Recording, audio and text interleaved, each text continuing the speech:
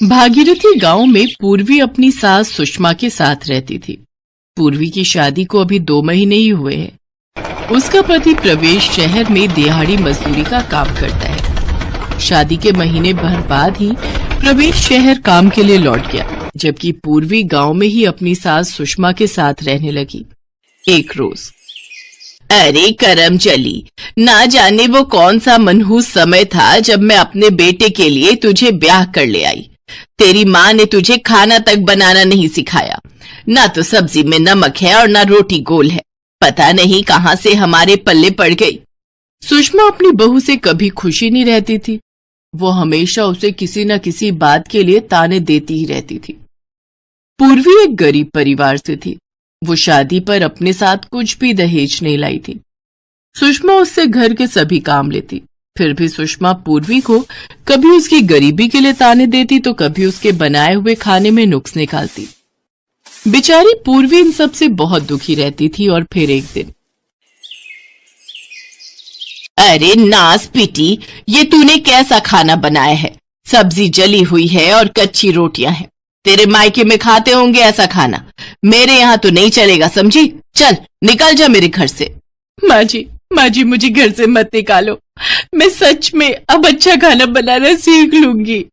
पहले तू अपनी माँ से खाना बनाना सीख, उसके बाद ही मेरे घर आना, समझी? बेचारी पूर्वी रोते हुए अपने मायके जाने लगी, लेकिन उसका घर काफी दूर था। पैदल चलते चलते वो काफी थक गई।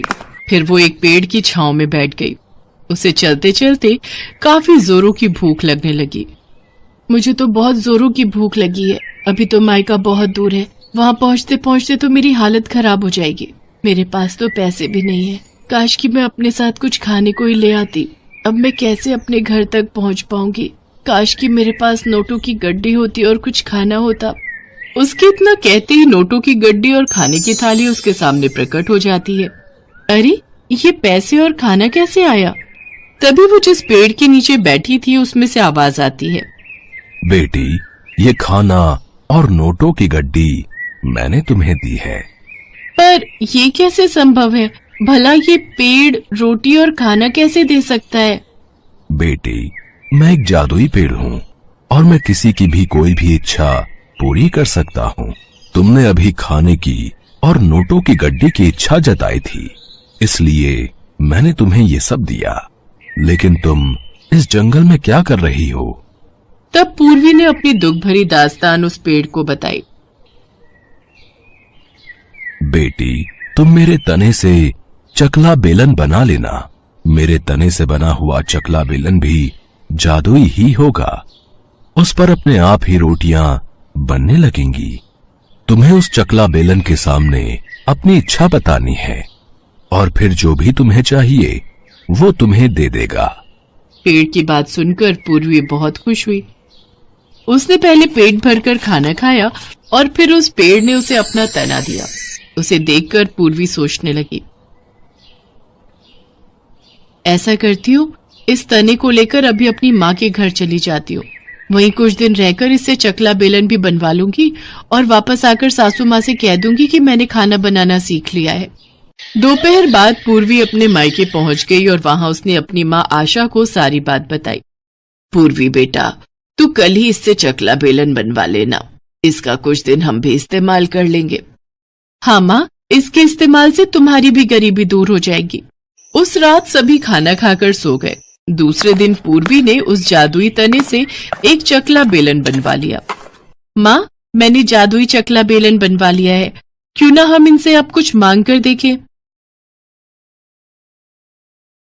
हे जादुई चकला बेलन, मेरे माता पिता बहुत गरीब हैं। काश इनके पास अच्छे पैसे होते तो इनकी गरीबी दूर हो जाती। पूर्वी के इतना बोलते ही वो जादुई चकला बेलन अपने आप चलने लग जाता है और देखते ही देखते उस जादुई चकला बेलन से काफी सारे पैसे और सोने के गहने निकलकर बाहर आ गए। हे राम, इतने सारे सोने के गहने और पैसे! बाप रे, मैं कहीं सपना तो नहीं देख रही। अब देखना माँ बाबा, मैं हर रोज आपके लिए चकला बेलन से पैसे मांगूंगी। बेटी, अब तेरी वजह से हमारी गरीबी दूर हो जाएगी। पूर्वी जब तक अपने मायके में थी वो हर रोज जादुई चकला बेलन से पैसे मांगती और वो चकला बेलन उसे रोज ढेरों पैसे देता। वो सारा धन पूर्वी अपने माता पिता को दे देती है। इससे कुछ ही दिनों में वो लोग काफी अमीर बन गए और एक दिन, माँ बाबा, मुझे यहाँ आए हुए काफी समय हो गया, अब मुझे अपने ससुराल जाना होगा। ठीक है बिटिया, लेकिन वहां तू अपना और इस जादुई चकला बेलना का ख्याल रखना। पूर्वी के माँ बाप ने उसे काफी सारे कपड़े, सामान और गहने देकर विदा किया। अपने साथ सारा सामान लेकर पूर्वी अपने ससुराल पहुंची। आ गई महारानी, इतने दिनों से अपने मायके में पड़ी हुई थी। अच्छे से खाना बनाना सिखाया तेरी माँ ने या नहीं? आप चिंता मत करिए माँ जी, अब मैं सब काम अच्छे से सीख गई हूँ। मैं अच्छी सब्जी और जो रोटी बनाना भी सीख के आई हूँ। ठीक है, अब इस थैले में क्या है? जी, वो माँ बाबा ने आपके लिए कुछ कपड़े और सामान भेजा है। सुषमा वो कपड़े और गहने देखकर चौंक गई। इतने महंगे कपड़े और गहने?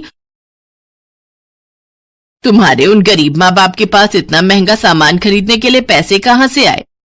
तभी सुषमा की नजर थैले में रखे चकला बेलन पर गई। चकला बेलन?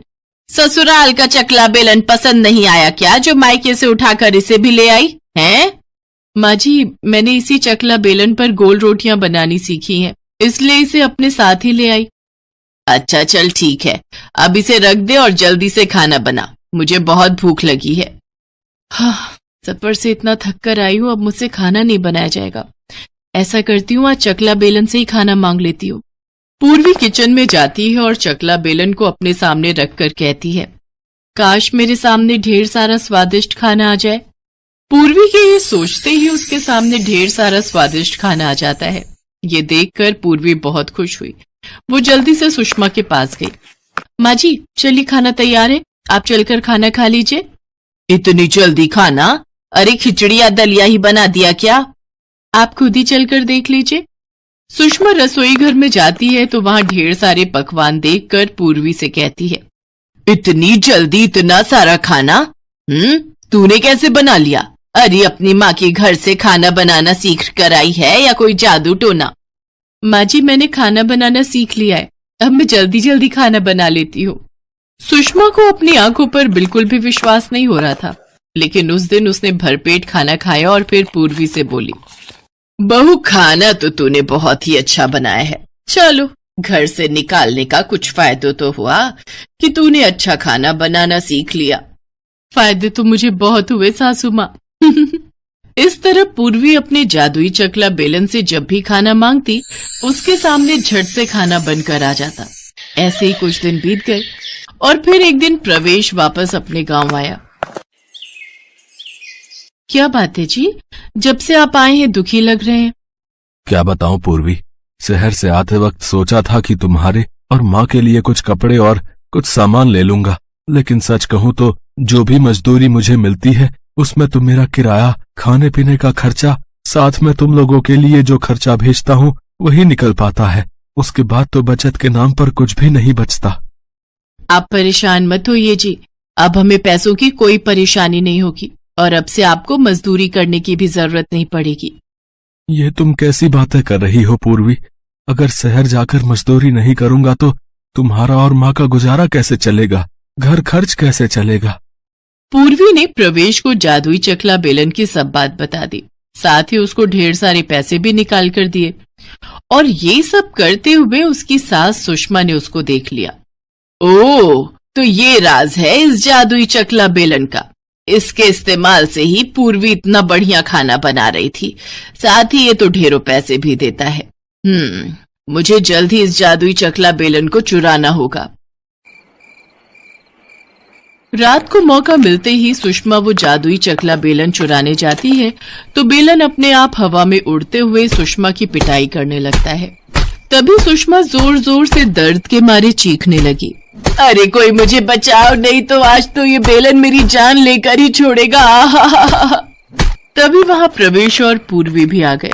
ये नजारा देख पूर्वी ने अपने मन में कहा, हे बेलन, माँ जी की और अच्छे से धुनाई कर। बस फिर क्या था, सुषमा की अच्छे से धुनाई होने लगी और पिटते पिटते सुषमा बेहोश हो गई। पूर्वी, जल्दी से इस बेलन को रोको, नहीं तो आज माँ मर जाएगी। फिर पूर्वी ने अपने मन में कहा, हे बेलन, रुक जा। प्रवेश और पूर्वी ने सुषमा की मरहम पट्टी की। इस हादसे के बाद सुषमा को सबक मिल चुका था।